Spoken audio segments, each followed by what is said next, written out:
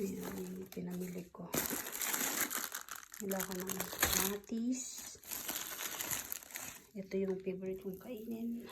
Kainin ko siya kasama ng isda. Wala ko ng radish.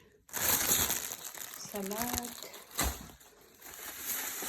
Masarap. Para siyang bayabas. Malutong-lutong.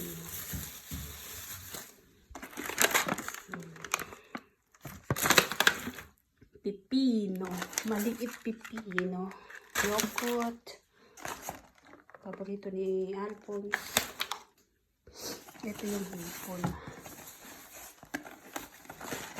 Isang kilo siya. Dami. Sa Lidl yan. Frozen.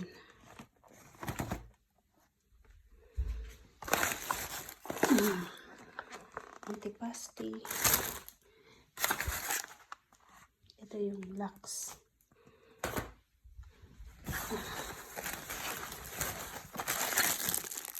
Chili. Bacon.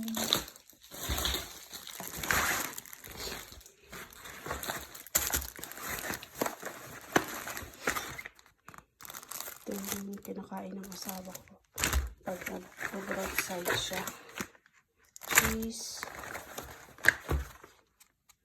Kasi bukas wala akong time magbili ng worst para sa kanya. Kaya binilang ko na siya para pang breakfast niya sa Saturday. Alam mo naman tayo, busy mommy. Ayan yung binili ko. Sa Lidl. Relax. Shrimp. And magmumukbang tayo ngayon. Tara na, lutuin na natin ang hipon.